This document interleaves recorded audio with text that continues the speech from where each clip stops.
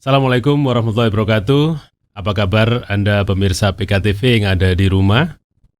Jumpa lagi bersama saya Teguh Suharjono di program PKTV Talk.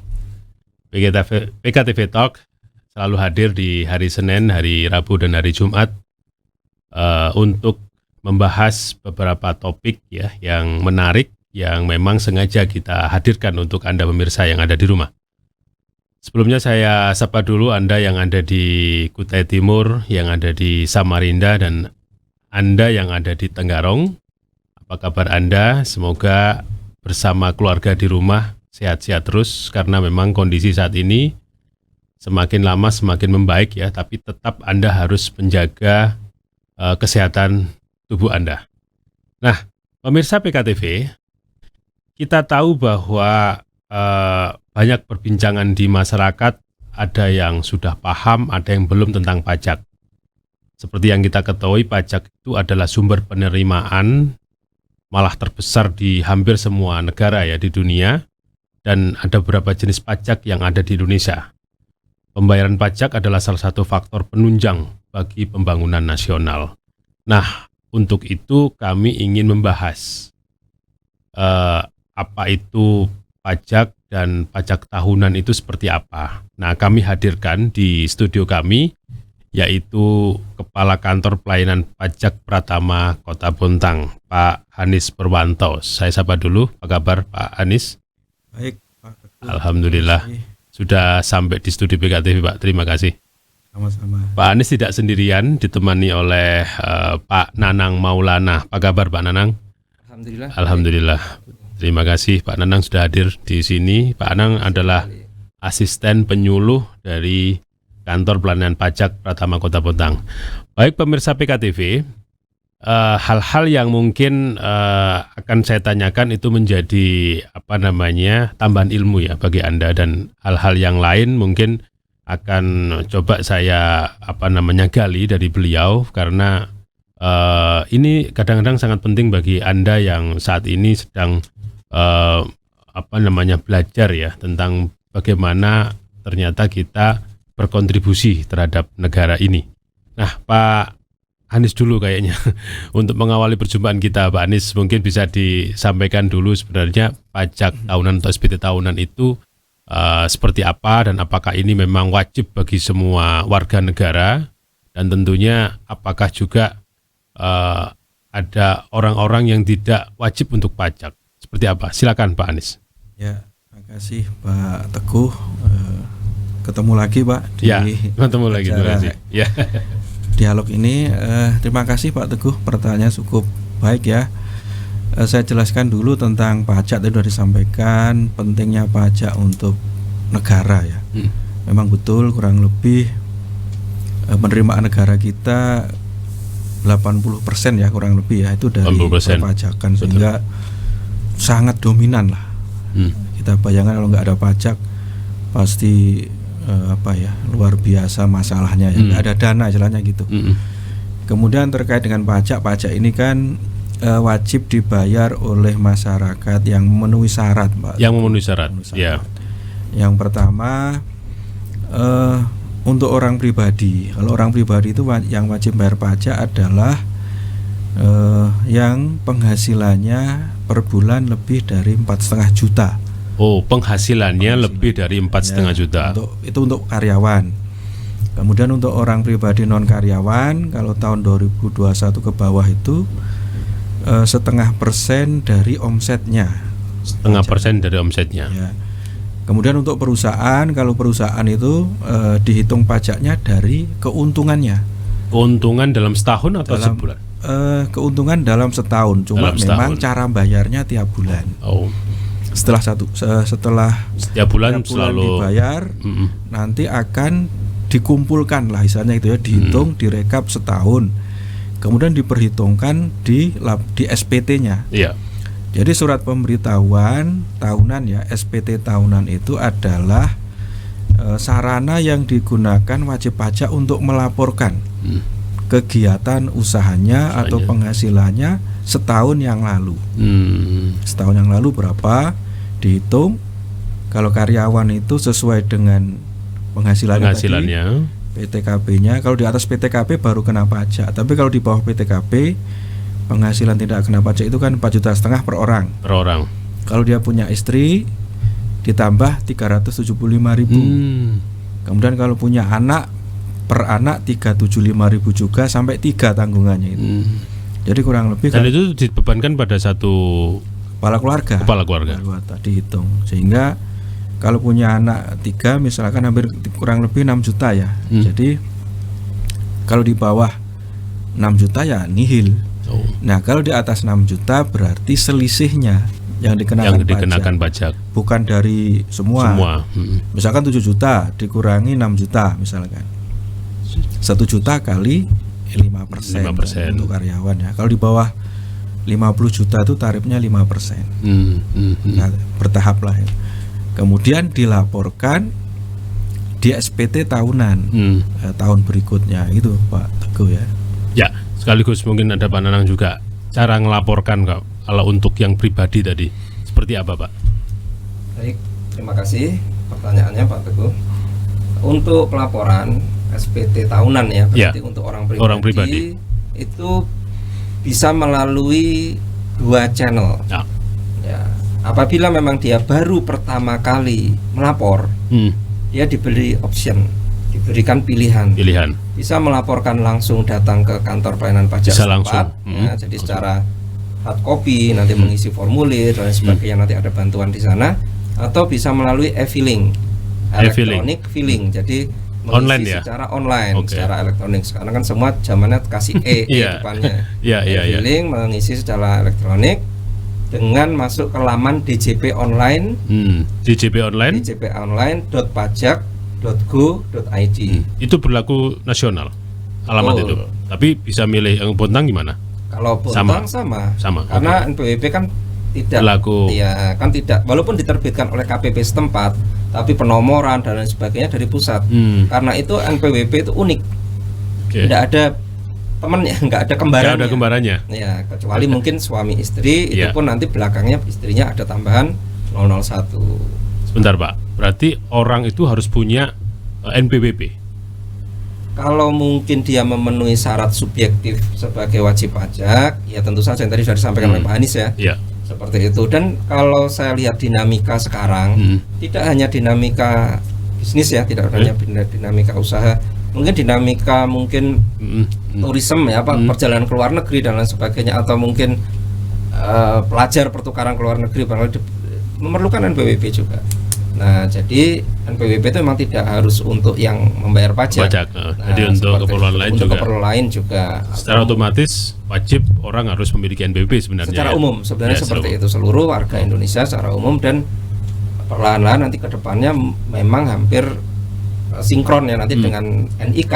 Nah, nanti ke depannya NPWP dengan NIK atau salah satunya nanti bisa menggantikan NIK, bisa menggantikan NPWP. Oke, kembali lagi ke tadi. Sedangkan untuk e-filing, kalau tadi yang untuk hard copy kan tidak masalah ya, tinggal datang ke, tadi disebutkan oleh Bapak Kepala Kantor bahwa kita ada juga kantor pelayanan penyuluhan di Sangatta. Itu buka Sangatta masuk wilayah Bontang ya. Nah, artinya bagi masyarakat, pemirsa PKTV yang ada di wilayah tersebut, mungkin mempertimbangkan jarak dan lain sebagainya, lebih dekat di sana, silakan. Nah, tentu saja memenuhi jam kerja. Nah, kita beranjak yang kedua dengan mekanisme yang kedua. Ini tentu saja fasilitasnya banyak. Ya, yang pertama kan tidak perlu nunggu kantor buka. Nah, lebih mudah, lebih mudah ya, lebih fleksibel. Kadang kita ke kantor juga membutuhkan biaya transportasi dan lain sebagainya. Belum antrinya lagi. Itu. Nah, dengan e-filing ini hanya membutuhkan persyaratan bisa masuk ke akun DJP online. Syaratnya? Ya, yang pertama, dan tentu saja jaringan internet yang mumpuni. Nah, ketika wajib pajak sudah memilih yang e-filing ini, bedanya maka dia tidak bisa balik lagi untuk manual. Jadi harus online terus. Harus online terus. Jadi, tapi dia harus punya password tertentu atau harus daftar login dulu? Nah, tentu saja sama seperti kita mau login apapun ya. Di zaman sekarang ini mau kita masuk di platform Facebook misalnya atau apapun, itu kita harus ada dia punya password sendiri, akun sendiri. Ada password, dan password ini biasanya sudah tersimpan apabila mungkin perangkatnya gadgetnya HP biasanya kan bisa ada tersimpan otomatis. Nah, ada penawaran simpan otomatis seperti itu biar nanti tidak lupa dan lain sebagainya. Tentu saja sama, kita punya akun pribadi. Nah, bedanya username itu pakai NPWP.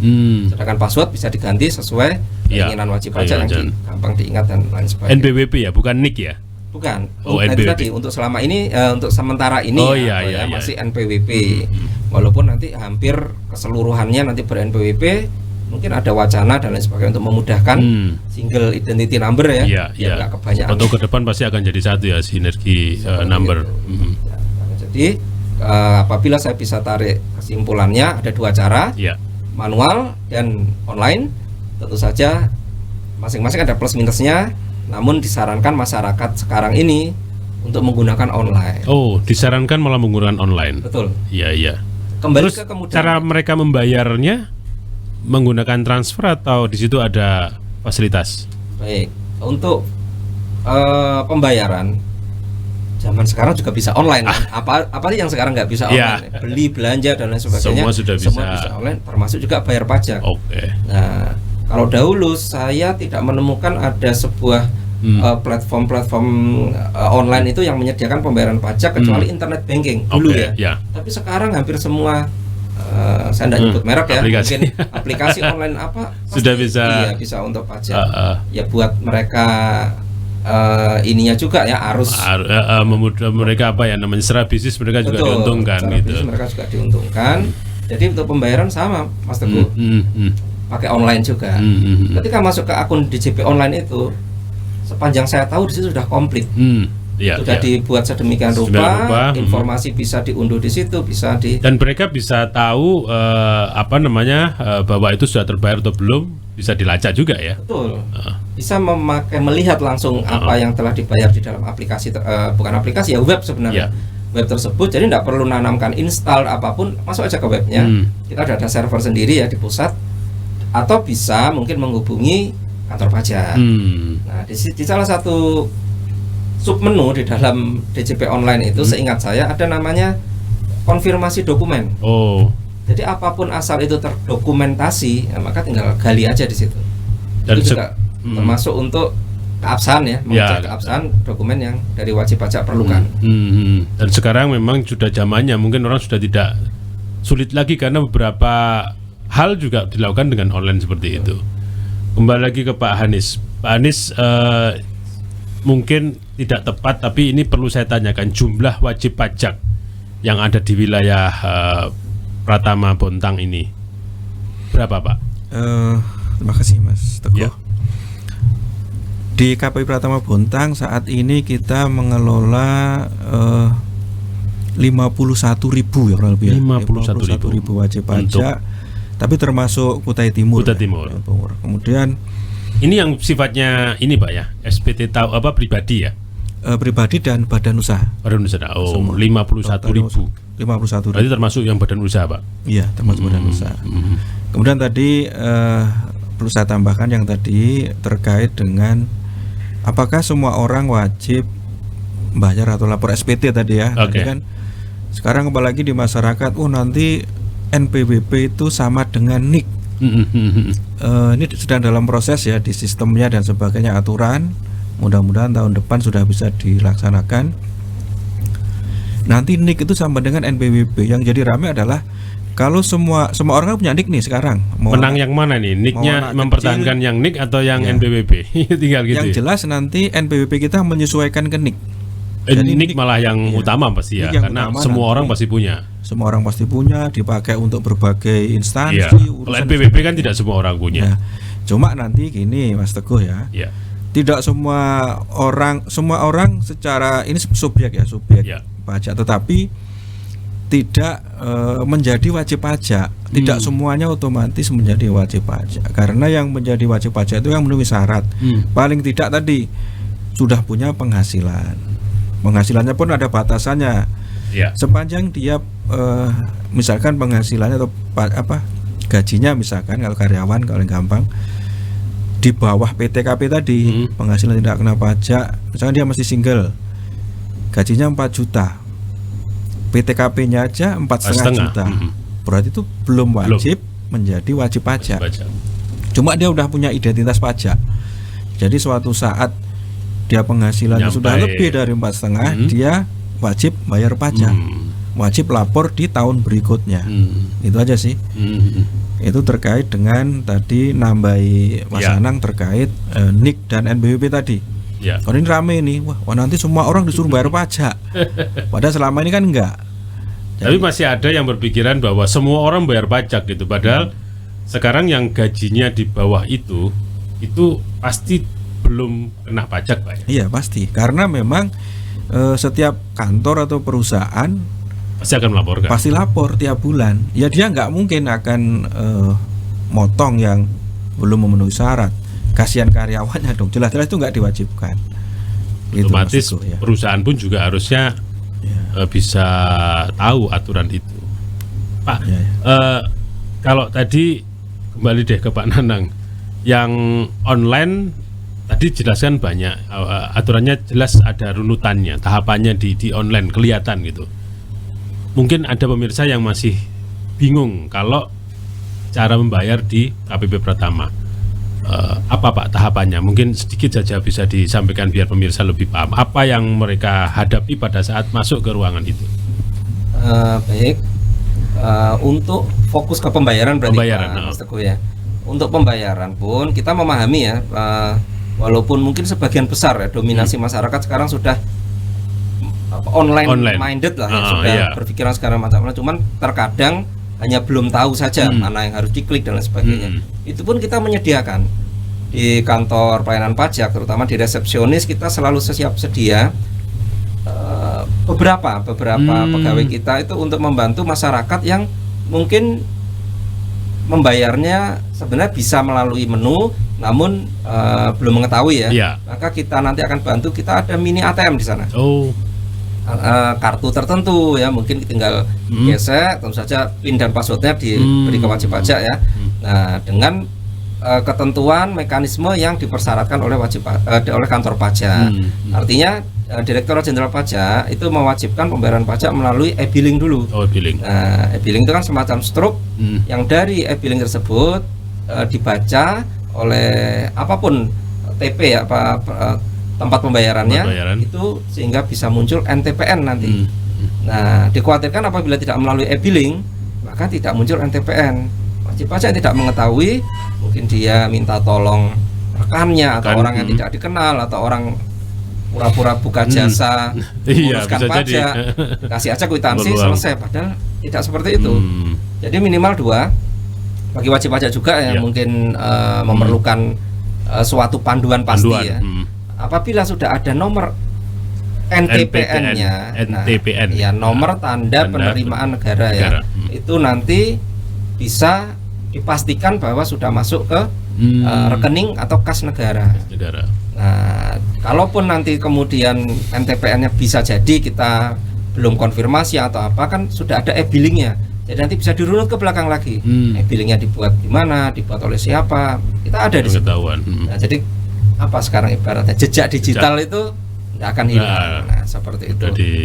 Jadi bisa sendiri dieksekusi oleh wajib pajak secara online dimanapun melalui gadget mereka sendiri ya, atau bisa minta bantuan di kantor pajak.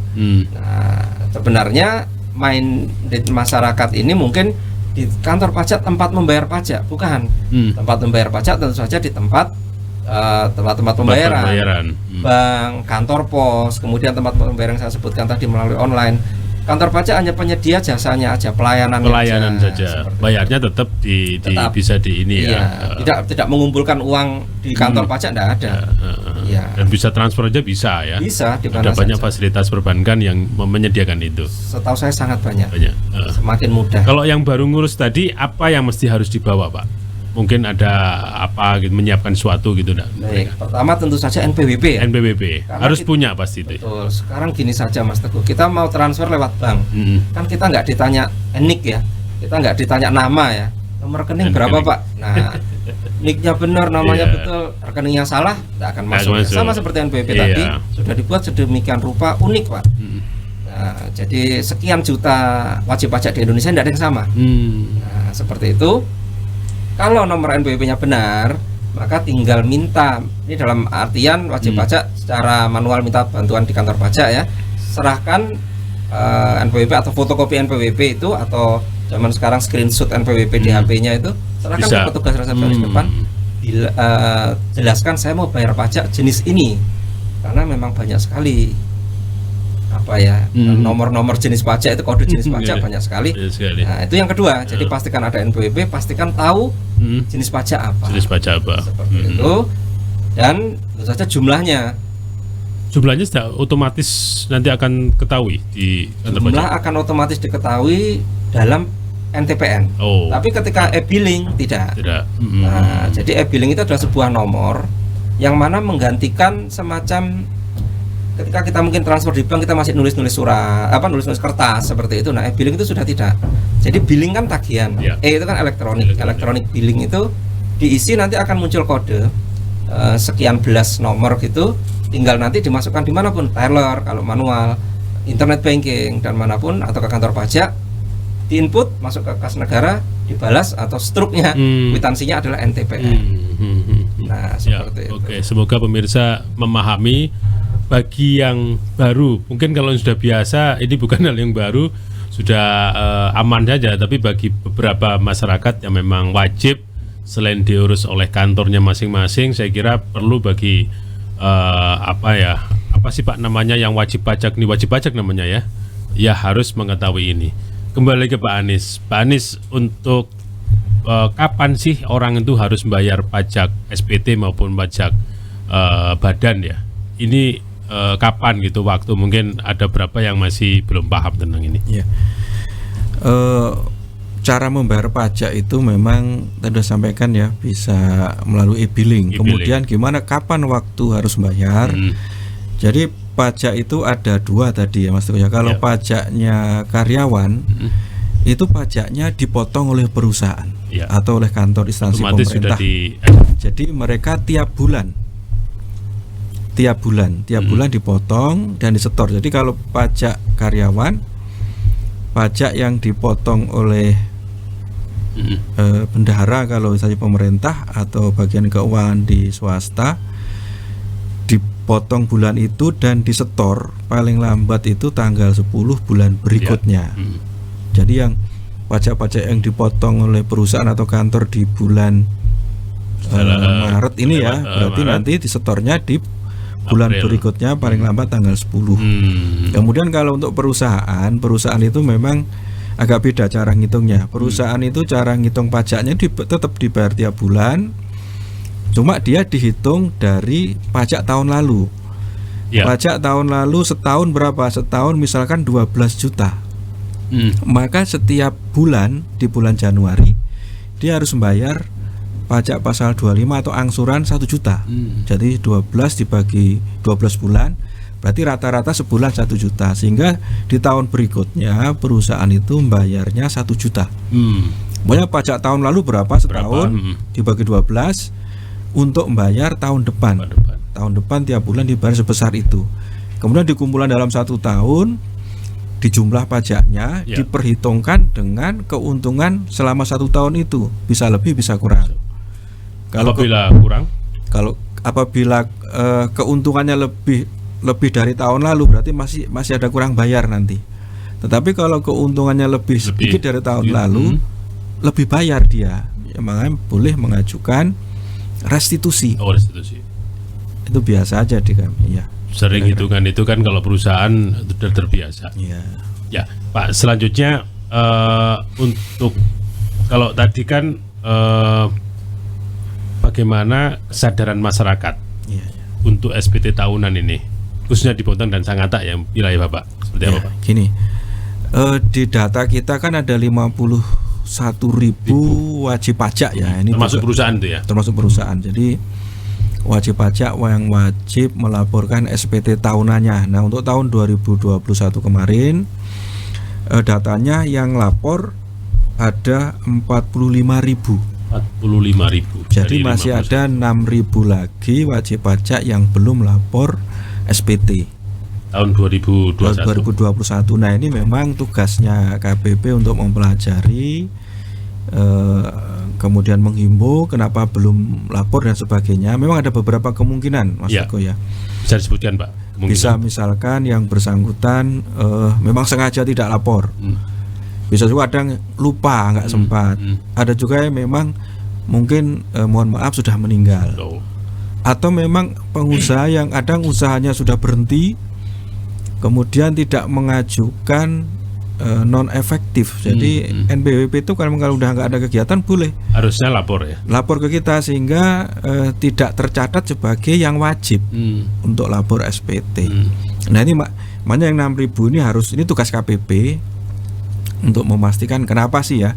Kalau memang sengaja itu ya nanti ada sanksinya dan sebagainya. Jadi ya kita harapkanlah masyarakat jangan sampai sengaja. Kalau sengaja itu bisa mengarah ke pidana nanti Pak, itu kan kira-kira gitu ya. Iya, Pak, dari sekian yang apakah berarti target, sekarang bicara target sudah terpenuhi, memenuhi atau jadi gini, kebetulan target SPT itu dari kantor pusat itu tidak persis sama dengan yang wajib lapor. Yang wajib lapor itu kemarin kan 51.000 wajib pajak. Kami ditargetkan sekitar 39.000 wajib pajak yang lapor. Berarti sebenarnya sudah memenuhi paling ya? Tidak 39.000 itu berapa persen lah, itulah ya. 80% lah sudah 80% lapor. Tetapi untuk KP Pratama Bontang dan Kutai Timur tahun lalu yang lapor 45.000. Jadi kita melebihi target. Ya. Nah, meskipun kalau dilihat dari wajib pajaknya kan masih ada 6.000 yang belum lapor. Kan. Nah, itu harus kita cari kenapa. Apa memang sengaja nggak lapor atau lupa atau apa? Ini terus ya. Pikiran bulan ketiga ini. Terus akan dicari penyebabnya Pak ya. Iya, nah memang tugas KPP adalah di sisi pelayanan, Mas. Pelayanan itu kami memang tugasnya membimbing masyarakat wajib pajak supaya lapor. Dan itu sehari-hari nanti sampai Desember tugas kita. Tugas rutin. Membimbing, Pak, target itu berupa jumlah yang bayar atau jumlah nilai yang ditetapkan oleh pusat tadi. Ya. Kalau kantor pajak ini, Mas Teguh, itu targetnya ada dua. Satu target dalam bentuk uang, penerimaan negara. Satu dalam bentuk jumlah yang lapor SPT. Kalau dari sisi jumlah yang lapor SPT, kita sudah melebihi target sebenarnya. Jumlahnya ya 114%. Kan wajib pajak. Semua wajib pajak kan tadi kan karena berbagai hal tadi kan. Iya. Bisa jadi memang ada kendala. Sehingga tidak diwajibkan semua. Dan makanya tugas kita mencari siapa sih ini yang harusnya lapor, tidak lapor, itu yang harus kami dekati ya, kami ajak lapor. Kemudian kalau dari sisi penerimaannya, tahun lalu memang kita targetnya 2,7 triliun Pak. Realisasi kita 2560-an lah. Di atas angka 2 kurang lebih kemarin kita memang kurang 160 miliar. Ya ini memang mungkin karena sementara target 2021 target kita turun jadi 1,9 triliun. Karena ada. Kenapa Pak? Saya turun. Gini, ada beberapa kebijakan di Direktorat Jenderal Pajak itu, salah satunya gini, untuk wajib pajak tertentu itu pembayarannya ditarik ke kantor pajak Madya di Balikpapan ya. Khususnya yang badan ya. Yang besar-besar. Badan maupun orang pribadi yang besar itu ditarik ke sana. Kemarin kami ada sekitar 50-an wajib pajak yang ditarik dengan potensi sekian miliar. Jadi di kantor pajak ini memang ada satu kantor pajak khusus, biasanya tiap provinsi itu ada satu atau dua yang khusus menangani yang besar-besar. Kalau di Kaltim berarti Balikpapan ya? Ya Balikpapan, karena kan kita ada di sana. Jadi bergeser aja sebenarnya. Nah kami dikurangi sekian wajib pajak, tapi targetnya juga dikurangi. Betul. Gitu. Ya. Oke, pemirsa PKTV, banyak hal yang tadi sudah kita bincang-bincangkan dan ternyata semakin menarik.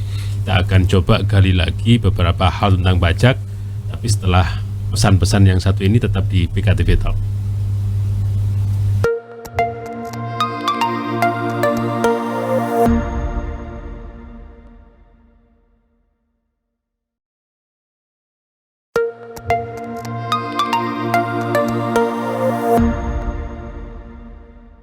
Baik pemirsa PKTV, masih di PKTV Talk, kita membahas tentang pajak ya, khususnya pajak tahunan yang mungkin Anda pemirsa PKTV sedang mempelajari itu. Bagi yang Anda belum bayar, tadi disarankan segera. Kalau Anda tidak tahu, datang ke kantor sambil nanya-nanya, pasti banyak jawaban di situ. Saya ingin lanjutkan, ada Pak Anis Purwanto, Kepala KPP Pratama, ditemani oleh Pak Nanang Maulana sebagai asisten penyuluh. Saya ke Pak Anis lagi. Pak Anis, terkait sanksi deh Pak. Karena ada kalau yang beling-beling ini Pak, yang nakal-nakal ini kan mungkin niatnya bukan itu saja, tapi ada akhirnya mereka tidak membayar pajak. Nah ini seperti apa Pak aturan yang ada di perpajakan ini? Ya. Makasih Mas Teguh. Jadi di pajak itu memang ada sanksi yang sebenarnya kita harapnya juga nggak ada sih ya, semua masyarakat patuh sehingga tidak ada sanksi. Sanksi kita itu ada sanksi administrasi dan sanksi pidana. Administrasi dan pidana. Sanksi administrasi itu misalkan terlambat melapor SPT. Kalau orang pribadi kan 31 Maret tuh, lewat 31 Maret kena sanksi didenda 100.000. Kalau badan kan April paling lambat tuh, kalau lewat dendanya 1 juta. Kemudian ada lagi sanksi atas keterlambatan bayar. Atas keterlambatan bayar. Misalkan kan penghasilan kita di Januari kan harus dibayar di bulan Februari paling lambat tanggal 15 misalkan kalau untuk usahawan. Terlambat 1 bulannya didenda kurang lebih 1% dah sesuai dengan bunga bank lah, kurang lebih hampir sama hitungannya itu. Dulu 2% per bulan, sekarang kurang lebih 1%. Mengikuti perkembangan bank. Bulan? Jadi ya ditambah. Kalau 2 bulan ya 1% per bulan. Jadi 2 bulan 2%. Nah itu contoh sanksi administrasi. Kemudian ada sanksi pidana. Nah ini seperti apa? Nah terkait dengan pajak, sanksi pidana itu dikenakan kepada satu yang dengan sengaja, misalnya dengan sengaja mengisi SPT tidak sesuai dengan kondisi yang sebenarnya. Ya. Jadi dia memang sudah niat itu. Sudah niat sengaja memang, saya ngelaporkan sedikit aja supaya pajaknya sedikit. Nah ini kalau ketahuan petugas pajak dihimbau biasanya, tolong dibetulkan. Anda datanya salah, kami punya data dan sebagainya. Kalau tidak mau betulkan maka nanti bisa naik ke penyidikan Pak, tindak pidana pajak. Jadi tindak pidana pajak ini memang dikenakan apabila ditemukan data dan terbukti, maka bisa masuk ke kasus pidana pajak. Itu nanti sanksinya kalau masih dalam tahap pemeriksaan bukti permulaan atau penyelidikan lah istilah hukumnya ya, maka itu pokok pajak ditambah sanksinya 100%. Itu nanti kalau dibayar pokok pajaknya didenda 100%, sanksinya itu dia berarti bayar 200% ya. Maka itu dihentikan kasus. Apabila dia sudah bayar ya. Sudah bayar, kalau belum bayar tindakan menjadi kalau sudah terbukti tercukupi 2 alat bukti kan naik ke penyidikan. Begitu penyidikan ini terbukti, maka nanti sama kantor pajak, sama penyidik pajak akan diserahkan ke kejaksaan. Berarti di pajak itu ada penyidik juga Pak? Ada, kami punya penyidik juga. Nanti sama penyidik ada penyerahan, udah P21, udah lengkap ke kejaksaan. Kemarin kita sudah bulan Januari menyerahkan wajib pajak juga. Nah kalau sudah penyidikan nanti ini sanksi nambah lagi. Jadi pokok pajaknya itu ditambah 3 kali dendanya. Misalkan orang itu punya utang pajak dengan sengaja tadi 100 juta. Sudah di penyidikan, sudah di penuntutan, nanti dia kalau mau dihentikan kasusnya di SP3, maka harus membayar dendanya 3 kali lipat. Jadi harus bayarnya 400 juta. Nah ini kalau tidak dibayar, nanti masuk ke penuntutan. Ke pengadilan. Makin tinggi lagi. Pengadilan nanti ya sudah, kalau sudah sampai pengadilan nanti itu diputuskan oleh hakim. Itu sanksi pidananya 6 bulan sampai 6 tahun, tergantung nanti tingkat ininya ya, kesalahannya, tingkat besarnya. Kemudian masih ditambah lagi dendanya 3 kali, tetap nggak hilang, tetap tanggung dia. Bayar pajaknya ditambah dendanya 3 kali, ditambah dipidana, kalau nanti misalkan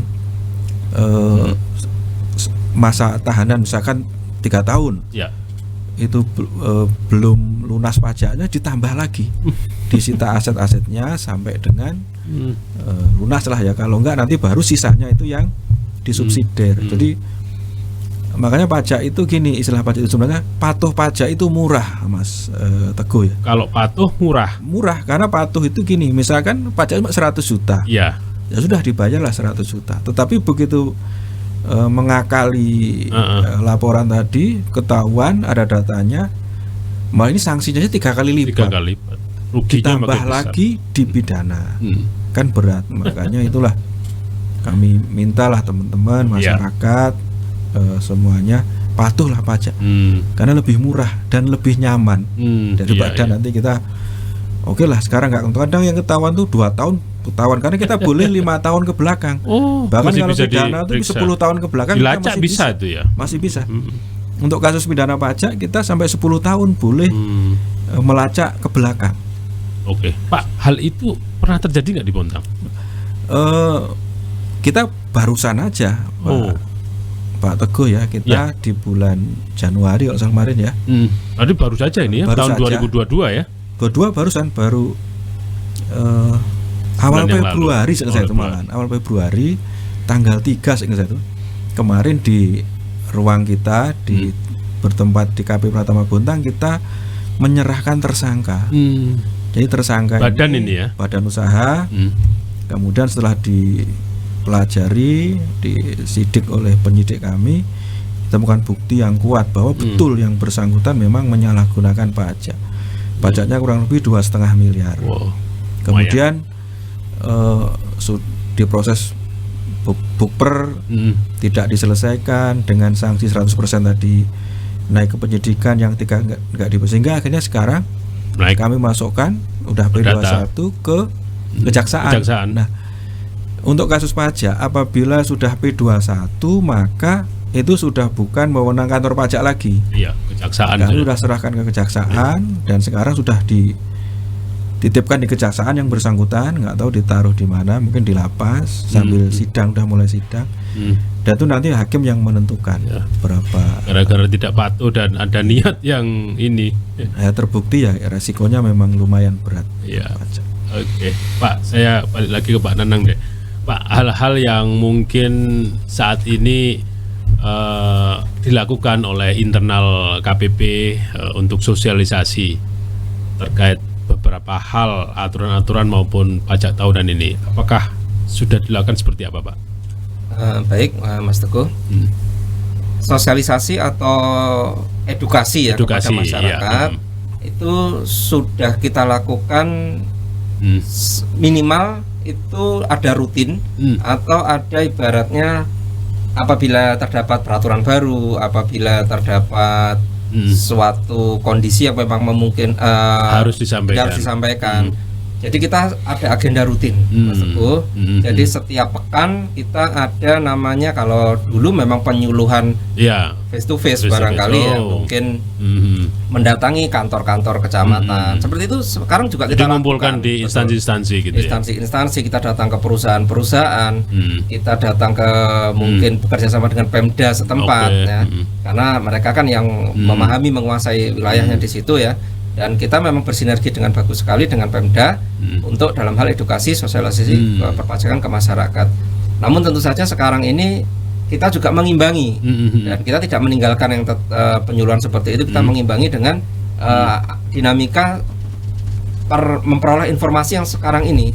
Jadi kan penggunaan teknologi ya, media sosial. Ya, kita ada kelas pajak yang wajib pajak, tidak perlu pakai mungkin datang ke kantor pajak, mungkin pakaian rapinya hanya setengah aja ya, yang rapi tentang bawahnya kita tidak tahu ya, dengan memakai Zoom ya, pajak itu bahkan kita tidak hanya siang atau pagi hari, kita juga pernah malam hari menyesuaikan dengan kondisi audiensnya mungkin beberapa kemarin sobat-sobat mahasiswa dari STIE ya, itu memang lebih longgarnya mungkin malam. Baik, kita sesuaikan. Jadi menggunakan Zoom gitu ya. Kita Zoom, jadi fasilitas itu sosialisasi tersampaikan, edukasi tersampaikan, respon dari rekan-rekan mahasiswa ini bagus sekali. Jadi ya memang itu mungkin memang itu harapan kami ya, salah satu cara yang sangat efisien ya dilakukan. Seperti itu. Dan di medsos kita ada 3 setahu saya, mungkin mestinya lebih ya. Iya, rutin ya. Setiap ada event, setiap ada sesuatu informasi baru, tentu saja kita menyesuaikan ya. Tidak kita bahasanya undang-undang kita copy ke medsos, apa yang mau baca kan. Kita rubah dengan infografis yang menarik, eye catching gitu, warna yang bagus sesuai dengan lebih menarik untuk mereka pahami. Ya minimal mereka tahu triggernya. Nanti kalau memang penasaran ingin tahu lebih lanjut, kita sediakan channel untuk bertanya ya. Ya, ada linknya untuk mereka bisa lebih paham memahami itu. Di Twitter itu Pajak Bontang, IG di IG ya itu IG ada, @pajak bontang, Twitter ada, kemudian Facebook juga ada, kantor pelayanan pajak Pratama Bontang. Nah di situ kita rutin, kita sudah adminnya ada.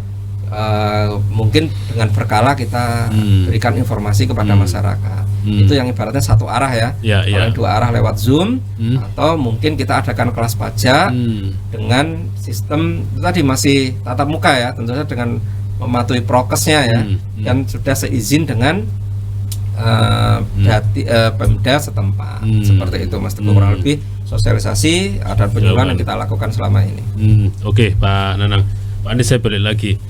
Sebenarnya manfaat NPWP ini apa sih Pak ya? Mungkin masyarakat ada yang apa sih manfaatnya atau fungsinya ya? NPWP itu memang secara fungsi utama itu identitas untuk wajib pajak ya. Jadi dengan NPWP nanti semua kegiatan atau pembayaran pelaporan masuk ke situ. Jadi kuncinya lah ya, masuk identitas wajib pajak. Kemudian NPWP ini juga saat ini fungsinya banyak sekali karena berbagai urusan masyarakat itu sekarang diwajibkan punya NPWP. Misalkan di dunia perbankan, setiap kredit ya kita harus punya NPWP. Kemudian kalau kita kerjasama dengan perusahaan lain kita harus punya NPWP karena ada pemotongan pemungutan. Kemudian sekarang ini yang terbaru, ini berlaku di seluruh Indonesia termasuk di Bontang, kewajiban ber-NPWP dan patuh pajak pada saat mengajukan izin. Jadi izin apapun sekarang kalau nggak punya NPWP nggak bisa. Kalau nggak lapor SPT sudah ditolak nanti. Ada namanya aplikasi KSWP yang dikelola oleh Dinas DPMPTSP ya, pelayanan terpadu itu. Satu pintu. Sekarang nggak bisa lagi. Maksudku kita nggak punya NPWP, nggak lapor SPT, ngajukan izin atau memperpanjang izin. Karena kalau udah dimasukkan NPWP-nya, loh ini kalau nggak punya kan nggak bisa dimasukin tuh datanya, atau belum lapor SPT kalau dimasukin data NPWP-nya nanti akan ditolak, belum patuh, disuruh menghubungi KPP dulu untuk ngurus itu. Jadi banyak manfaat NPWP ya. Nah sekarang manfaat masyarakat bayar pajak apa Pak? Jadi gini ya, ini yang paling penting sebenarnya ya dari adanya kantor pajak adalah dalam mengumpulkan anggaran negara dari masyarakat. Kita tahu tadi kurang lebih 80% anggaran negara dari pajak. Otomatis kalau masyarakat patuh semua bayar ya pajak ringan. Jadi kan mekanismenya gini Pak Mas Teguh ya, yang dibayar masyarakat ini masuk ke bank nanti ya, setelah bayar lewat bank masuk kas negara, bukan rekeningnya pajak. DJP KPP itu nggak punya rekening penampungan, ditampung di rekening kas negara yang dikelola oleh Dirjen Anggaran, bukan Dirjen Pajak. Jadi setelah bayar di bank itu tidak masuk rekeningnya Direktorat Jenderal Pajak, dan itu nggak nampung Rp1 pun nggak ada di Dirjen Anggaran. Dari Dirjen Anggaran nanti masuk APBN, kemudian diturunkan ke daerah. Ke APBD, menjadi melalui DAU, DAK, dana alokasi umum, dana alokasi khusus bagi hasil pajak, masuk ke APBD. Dari APBD nanti sama Pak Wali Kota atau Bupati dibagi lagi ke dinas-dinas. Kalau misalkan kemarin paling banyak dana kita masuk ke dinas kesehatan dan dinas sosial, ya digunakan salah satunya untuk penanganan pandemi, beli vaksin dan sebagainya, terus beli sembako, bantuan sosial, merawat yang kena COVID secara gratis dan sebagainya itu kan semua dari APBN, dari negara. Otomatis kalau dari negara ya dari pajak, sehingga manfaatnya banyak. Belum lagi yang ke sekolah, disalurkan ke sekolahan oleh dinas pendidikan, oleh dinas PUPR untuk pembangunan jalan dan sebagainya, sehingga manfaatnya sangat besar untuk kembali ke masyarakat. Kembali ke kita lagi. Kalau mereka cinta negara ini ya mereka harusnya wajib untuk membangun negara ini. Nah, kurang lebih gini mungkin saya tambahi ya Mas Teguh ya, terkait dengan penerimaan, mumpung saya masih ingat. Tahun lalu dari Kota Bontang kita masuk pajak itu 1 triliun 33 miliar. Jadi 1 triliun lebih. Tahun sebelumnya 918 miliar. Jadi kita ada tambahan di tahun 2021 ini 55 miliar.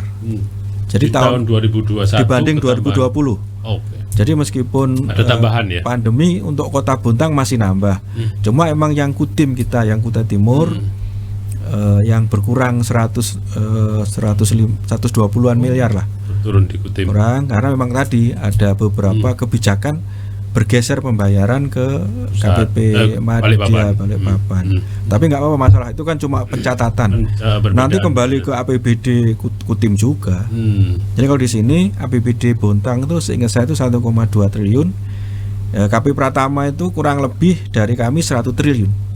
Luar biasa. Selisihnya mungkin sisanya dari Bapenda, pajak daerah. PAD dan PAD yang lain yang di daerah. Ya, KPP kurang lebih tahun lalu kita 1 triliun 33 miliar. Dan kecenderungan menurut prediksi Bapak tahun depan apakah naik atau turun? Prediksi saya tahun depan mudah-mudahan dengan kondisi pandemi dan ekonomi saat ini. Karena gini, kalau lihat trennya Mas Teguh ya, tahun 2020 kita naik ya, naik 2001 kita naik 55 miliar untuk Kota Bontang. Mudah-mudahan tahun ini dengan kondisi yang semakin baik, dunia usaha udah mulai jalan. Kalau pajak kan tergantung pada kegiatan ekonomi masyarakat, sehingga kita harapkan nanti semakin nambah lah. Mudah-mudahan nambah, tak kita nambah. Mudah-mudahan lebih dari 1 triliun lagi lah. Prediksi Bapak bisa nambah? Bisa nambah. Kalau dilihat dari kondisi saat ini ya, mudah-mudahan tidak ada kondisi yang anomali lah ya. Misalkan ada perang Rusia ini, mudah-mudahan nggak ada pengaruh kepada ekonomi kita ini ya. Ya, termasuk pertanyaan terakhir ini Pak untuk Pak Anies. Siap. Apa yang membuat akhirnya target tadi bisa naik? Kalau kita bicara target atau kenaikan tahun ini gitu ya, dan sekian 55 tadi, agar tahun depan naik itu apa yang harus yang akan terjadi, yang bisa terjadi gitu. Iya. Jadi gini Pak Teguh dan pemirsa PKTV ya, pajak itu dipengaruhi oleh dua yang utama. Yang pertama kepatuhan tadi pada wajib pajak masyarakat. Yang kedua juga kondisi ekonomi global. Misalkan nanti ekonomi global aman, lancar, harga sawit kita naik, harga batubara naik, imbasnya ke perpajakan. Otomatis banyak pendapatan dunia usaha naik. Kemudian efeknya kalau batubara naik itu nanti kan di sekitarnya kan banyak juga itu. Penyuplai jumlah kegiatan di sekitar kegiatan batubara, di sekitar CPO, sehingga semua ekonomi jalan dan ini pengaruh. Sebaliknya, misalkan ini ada goncangan apa di dunia ya. Kemudian perang misalkan Eropa akhirnya mengurangi impor CPO-nya dari kita, ya ini pengaruh langsung ke pajak. Karena pajak dihitung dari penghasil, kalau nggak ada penghasilannya turun, otomatis turun. Jadi dua faktor inilah yang paling utama mempengaruhi kita. Jadi selain patuh juga kondisi ekonomi global bahkan sekarang tidak. Apalagi di Bontang dan Sangatta ini perusahaannya besar-besar dan banyak ekspor. Iya itu sangat berpengaruh sekali.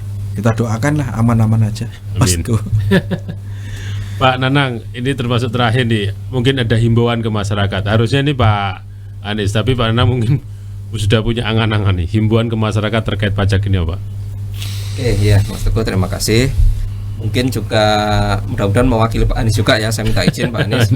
Ya, memang yang pas memang Pak Anies sebenarnya. Namun secara umum ya, himbauan kami ya kepada masyarakat di Bontang dan di Kutim atau wajib pajak yang terdaftar di KPP Bontang lah ya pada umumnya, maka yang pertama adalah patuhi kewajiban Anda. Oke. Nah, tentu saja selain kewajiban ada hak ya.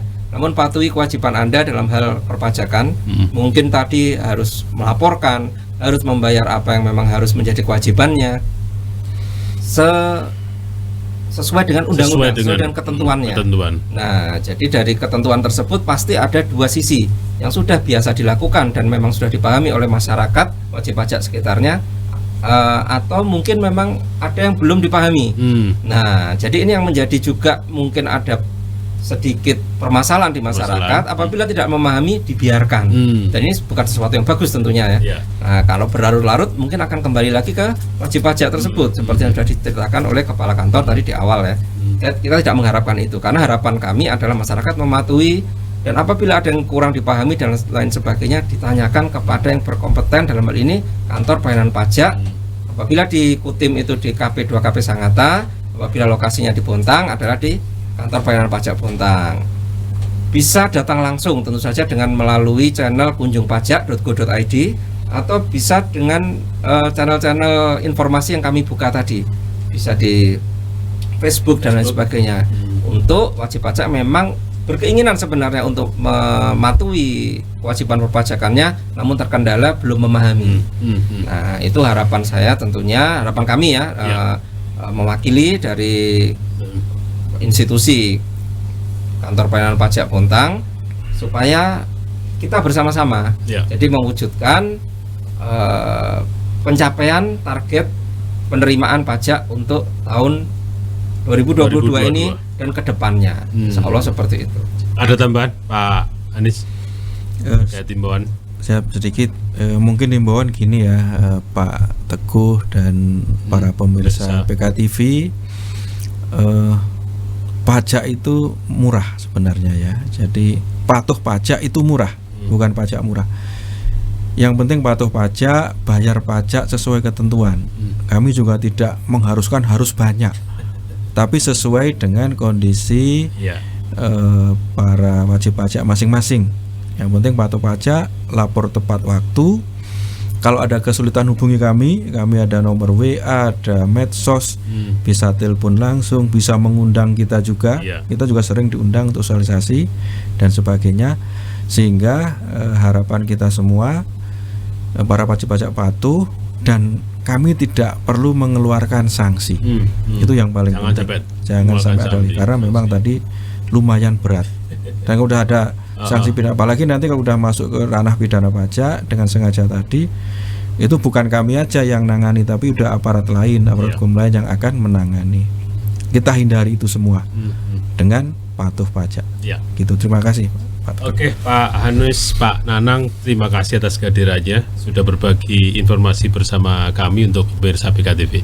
Semoga lain kali bisa kita undang lagi Pak untuk tema yang lain. Pemirsa PKTV, demikian bincang-bincang kita pada PKTV Talk kali ini. Memang sudah menjadi kewajiban kita sebagai wajib pajak harus patuh, karena patuh itu murah. Kalau tidak patuh jadinya mahal, karena sanksi juga dan itu tidak diinginkan oleh petugas pajak. Mari kita menjadi warga yang baik. Tujuannya untuk apa? Manfaatnya untuk apa? Yaitu untuk membangun daerah kita sendiri. Saya Teguh Suharjono pamit mewakili kru dan pekerja PKTV. Kita akan ketemu dalam PKTV Talk pada edisi yang akan datang. PKTV, Gereja Bune.